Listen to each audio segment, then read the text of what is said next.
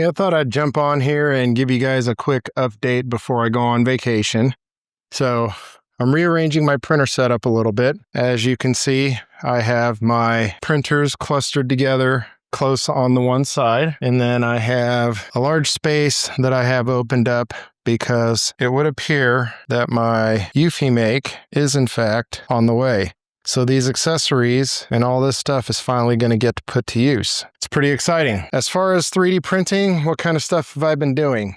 So I wanted to wall mount my leaf blower, so I printed a wall mount for it. This right here is my Nintendo NES coaster holder with these little flat cartridge coasters that I printed. And I'm going to be UV printing some labels on those when my Eufy mate gets here. That's going to be pretty fun. As far as some other things that I have printed, let's see, I printed this cool box for some of my printer nozzles and accessories and little tools and stuff. So that's pretty cool. There's some other fun stuff I've 3D printed, like for example, this Deadpool figure.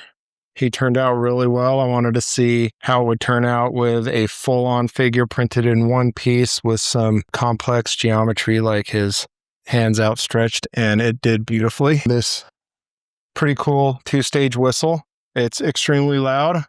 I would blow it for you here, but I don't want to rupture my eardrums or hurt myself. It is pretty loud, and it would be very painful. Let me show you some pictures of some of the other things that I printed.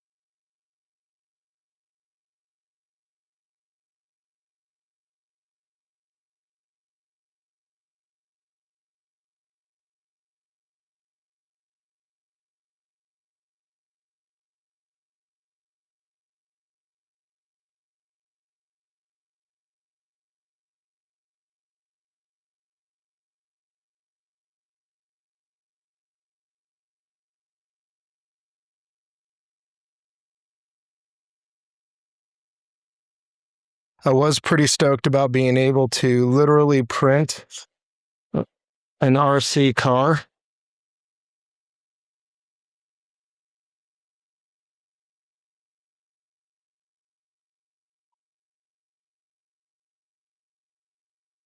So, I mean,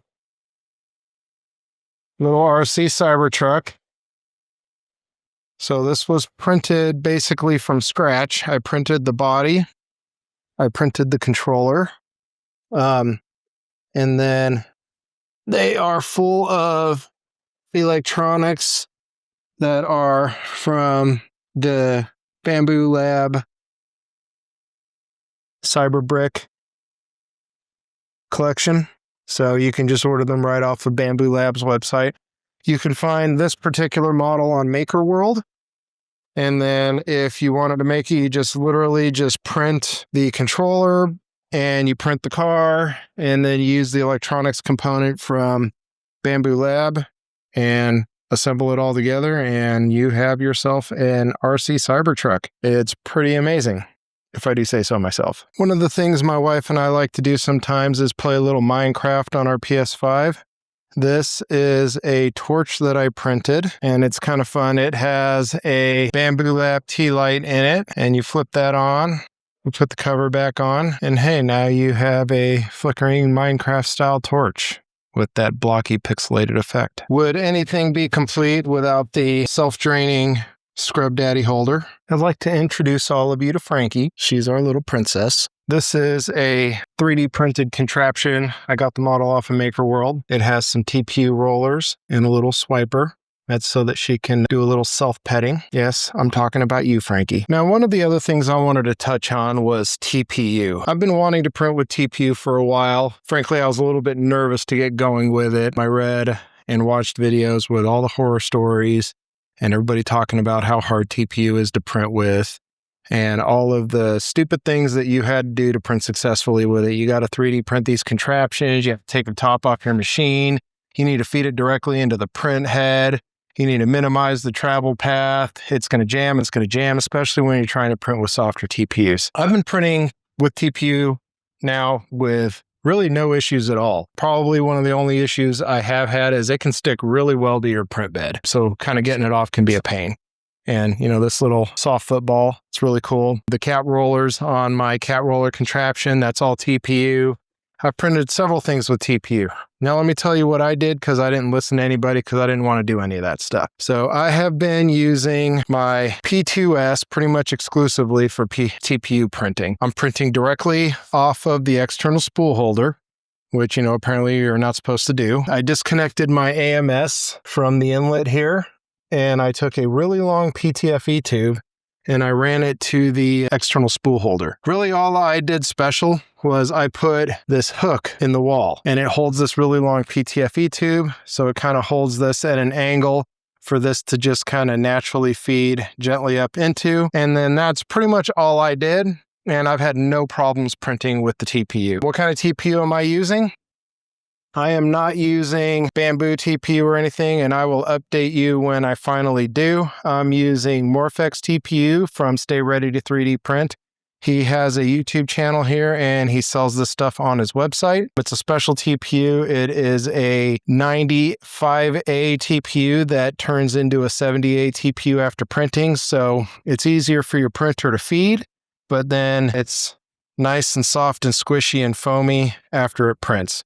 So I'm actually a big fan of this stuff. Hit Lawrence up over at Stay Ready to 3D Print and get on his website and get yourself some Morphex. I highly advise it. That pretty much wraps me up for the day. I am leaving on vacation on Wednesday and I won't be back for the better part of a couple of weeks. But when I do get back, I will be breaking open my Eufy Make E1 and we're going to start playing with some of these toys and some of this material. I have a whole bunch of challenge coins I want to experiment with UV printing on.